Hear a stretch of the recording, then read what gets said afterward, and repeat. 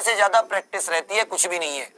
यदि आप एवरेज निकालो तो जनरल की जो इस बार रहने की उम्मीद है वो रहने की उम्मीद है 70 से 75, इससे ऊपर। और ये नॉर्मलाइज नंबर है, ये नॉर्मलाइज होकर है, कितनी होकर है? नॉर्मलाइज, ये नॉर्मलाइज होकर है। याद रखिएगा, हो सकता है कि आपने 60 सही किए हो, आपके शिफ्ट हार्ड हो उनकी नजर में, आपके बढ़ के 75 हो जाएं, ये नॉर्मलाइज नंबर है।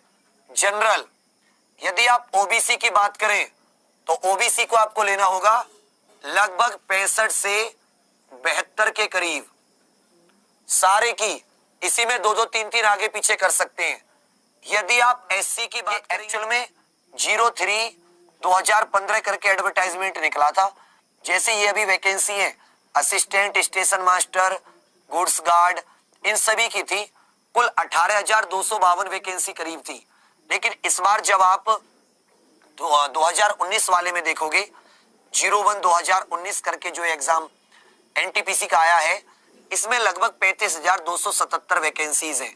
तो मोटे तौर पर देखोगे तो वैकेंसीज क्या हो गई? डबल हो गई है, उस समय से डबल हो गई है वैकेंसीज। दूसरी बात, पहले यदि 1 करोड़ से थोड़ा सा कम 90-95 लाख फॉर्म भरे गए थे, तब की बार फॉर्म भी कितने हो जाएंगे? लगभग डबल क्या हो जाएंगे? फॉर्म्स हो जाएंगे। दोगुना क्या हो जाएंगे? आपके फॉर्म्स हो जाएंगे। तो उसी के आधार पर आपको अपनी पूरी तैयारी को अंजाम देना है। फिर से एक मोस्ट इंपॉर्टेंट चीज क्या आती है कि वही रीजनिंग, मैथ, रीजनिंग और एक पोर्शन आ जाता है जीए का। जीए में क्या है कि पहले साइंस अलग करके दे देते थे कि 25 नंबर की साइंस, 15 नंबर का क्या, लेकिन इस बार जो 40 नंबर की है वो सिर्फ और सिर्फ क्या है? जीए है। आपको इसी में देखना पड़ेगा कि किस तरीके से वो लोग पूरे सारी की सारी हिस्ट्री, सारी की सारी ज्योग्राफी या साइंस को कैसे रखते हैं। बाकी मैथ और रीजनिंग वह 1/3 नेगेटिव मार्किंग है। तो इन सभी को ध्यान में रखते हुए जब आप आज की कट ऑफ निकालते हो, कब की कट ऑफ निकालते हो? आज की कट ऑफ।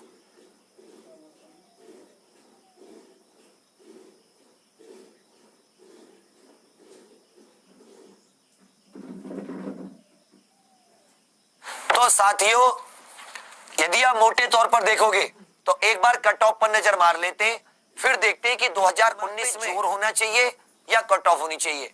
यदि पर्सनल मेरी बात करोगे तो एज अ टीचर मेरा होता है कि मैं सिलेबस को करूं, अच्छे से अपने सिलेबस पर अपनी पकड़ बनाऊं, अच्छे से पहले सिलेबस पर पकड़ बनाऊं, धीरे धीरे मैं आदत डालूं कि 90 मिनट में 100 क्वेश्चन कैसे करते हैं, 90 मिनट में 100 क्वेश्चन अटेम्प्ट कैसे करते हैं।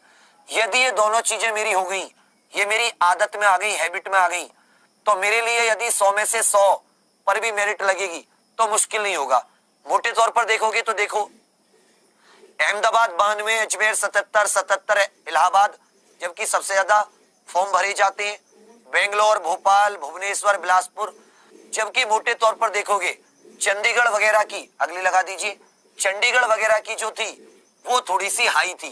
क्या थी? हल्की सी हाई, सीबीटी 1 की। तो अभी जो इसका एवरेज निकालोगे 70, 72, 71, तो इसका एवरेज 70 के आसपास आना चाहिए अभी तक का जो एवरेज है।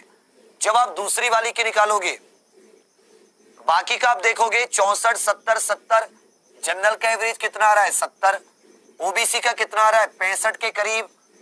यदि आप एससी एसटी का देखोगे तो और कम हो जाता है, लगभग 55 के करीब, और एसटी का हो जाता है लगभग, यदि मोटे तौर पर देखोगे तो 48 या 47, 48 के करीब। एवरेज देखोगे तो कुछ इतना ही आ रहा है ना निकल के कि जनरल का 70 के करीब, ओबीसी का 65 के करीब, एससी का 55 के करीब, एसटी का 47 के करीब। हटा दीजिए।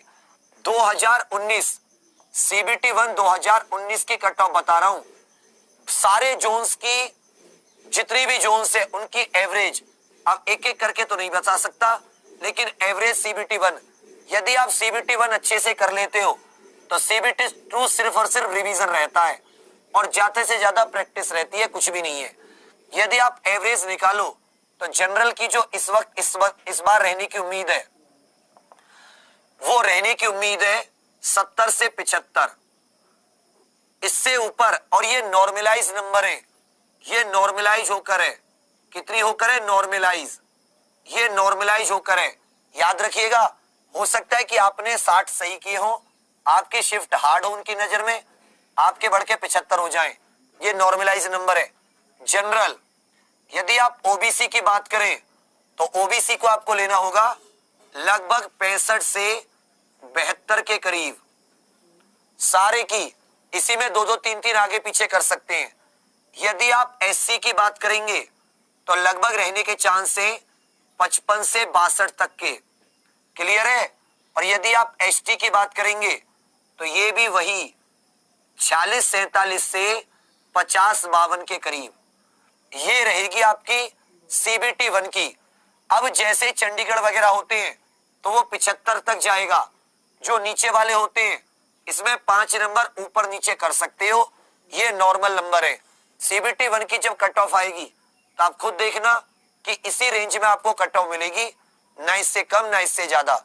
दूसरी बात, ये जो कट ऑफ कैसी है, ये नॉर्मलाइज होकर है। एक बार सभी लोग शेयर कीजिए, फिर आपको 2-3 चीजें बहुत इंपॉर्टेंट बता रहा हूं। ये नंबर ज्यादा नहीं है। आपका टारगेट क्या होना चाहिए, आपका टारगेट होना चाहिए कि मैं 100 क्वेश्चन में से लगभग 80 क्वेश्चन बिल्कुल सही करने की कोशिश करूंगा, बिल्कुल सही।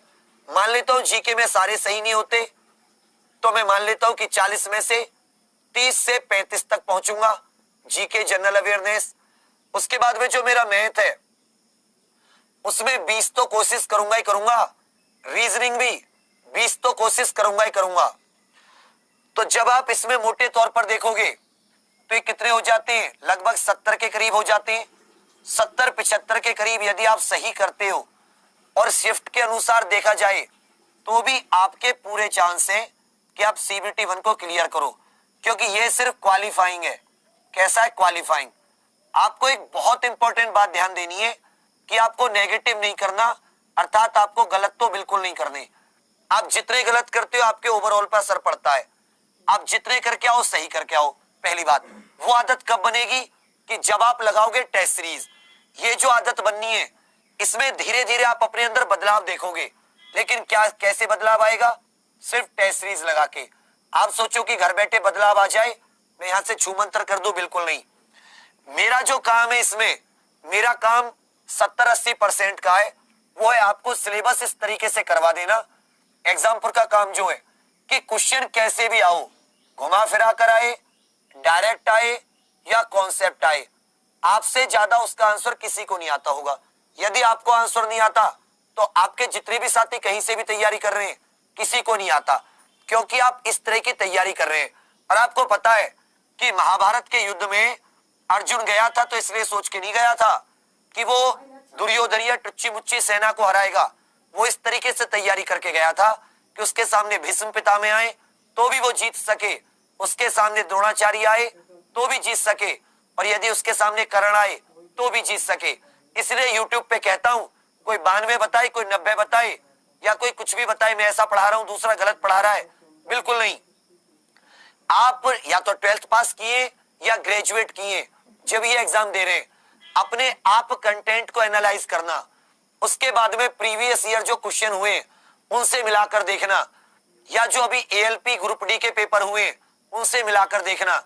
यदि उसका स्टैंडर्ड उनसे मिलता है तो आप पढ़ाई कीजिए, उनसे मिलता नहीं है, उस पढ़ाई का स्टैंडर्ड ऊपर होना चाहिए, क्योंकि हमेशा लेवल बढ़ता है ना कि लेवल डाउन आता है। जैसे जैसे फॉर्म की संख्या बढ़ती है, जैसे जैसे आप कहोगे उसकी संख्या, क्या बोलते हैं उसे, कंपटीशन बढ़ता है, वैसे वैसे लेवल ऊपर जाता है। तो स्टैंडर्ड पढ़ाई का ऊपर होना चाहिए, तब आप पढ़ाई करना। तो हमारा सिलेबस और उसके बाद में टेस्ट सीरीज, फिर से बता रहा हूं, एक दिन में अर्जुन नहीं बना था, उसे आदत डालनी पड़ी थी, हैबिट। और टेस्ट सीरीज लेने के लिए आपको शानदार जो पैटर्न पर हो, इसीलिए लिंक डिस्क्रिप्शन में www.exampuremock.com, सभी लोग टेस्ट सीरीज ले लीजिए, बहुत हेल्प करेगी मेरी बात मानकर, ठीक है।